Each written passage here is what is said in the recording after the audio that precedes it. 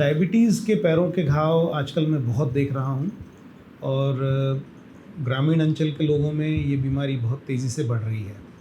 पहले हमको ये बताया जाता था कि डायबिटीज़ शहर की बीमारी है, लेकिन अब ये गांव में बहुत बुरी तरह फैल चुकी है, महामारी का रूप ले चुकी है। तो हम ये ऑब्ज़र्व करते हैं कि डायबिटीज़ के पेशेंट्स को पैरों में अक्सर छाले या अल्सर्स हो जाते हैं और इनका सीधा संबंध डायबिटीज़ के अनकंट्रोल होने की वजह से ज़्यादा होता है। जितना डायबिटीज़ को कंट्रोल में रखेंगे, ये कॉम्प्लिकेशंस होने की गुंजाइश कम हो जाती है।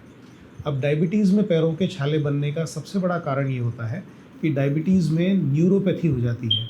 मतलब हमारी जो सेंसरी नर्व्स होती हैं, जो पैरों में सेंसेशंस के बारे में हमको बताती हैं, वो डैमेज हो जाती हैं और डैमेज होने की वजह से हमको पैरों में सेंसेशंस ख़त्म हो जाते हैं। तो हम कभी किसी जगह पे चोटिल हो सकते हैं, चोट लग सकती है, रेत के कण अंदर घुस सकते हैं, कभी इंजरी हो जाती है, कभी कभी फ़र्श गर्म होता है या ठंडा होता है, उसकी वजह से भी जो हमारा प्रोटेक्टिव रिफ्लेक्स ना होने की वजह से हमको पैरों में छाले हो सकते हैं। एक बार छाले हो जाने के बाद चूँकि उनमें दर्द नहीं होता, तो दर्द ना होने की वजह से हम उसकी वैसी केयर नहीं कर पाते और वो अल्सर्स गहरे हो जाते हैं।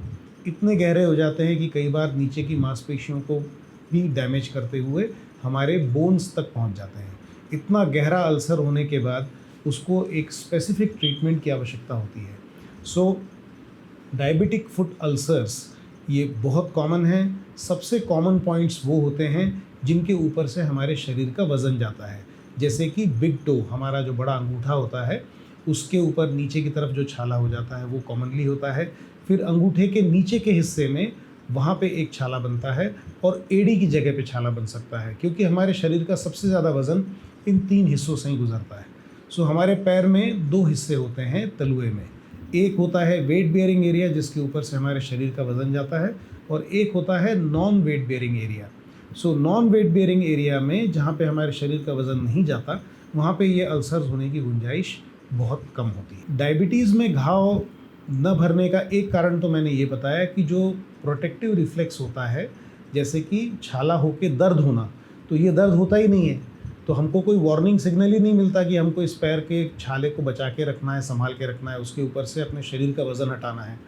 और दूसरा कारण ये होता है कि अगर हमने शुगर को कंट्रोल में नहीं रखा, तो शुगर बढ़ी होने की वजह से इन्फेक्शन कंट्रोल नहीं होता, हमारी एंटीबायोटिक्स काम नहीं करती और बहुत जल्दी ये घाव बढ़ते चले जाते हैं।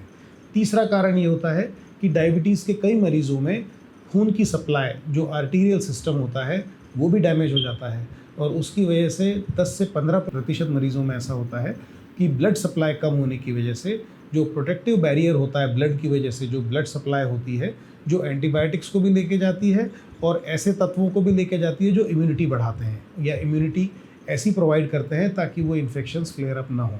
तो वो तीनों चीज़ें, सेंसरी लॉस, ब्लड सप्लाई की कमी और अनकंट्रोल्ड शुगर, ये तीनों चीज़ें मिलके उस घाव को बहुत मुश्किल बना देती है। इसी के साथ मैं इस सीरीज़ को आगे जारी रखूँगा। डायबिटीज़ के पैरों के घाव के बारे में इंट्रोडक्टरी सीरीज़ के बाद सिलसिलेवार मैं आपको बताता जाऊँगा कि इसमें हम क्या ट्रीटमेंट्स करते हैं और क्या कारगर सॉल्यूशंस होते हैं। फिर एक नई वीडियो के साथ आपके सामने उपस्थित होगा। नमस्कार।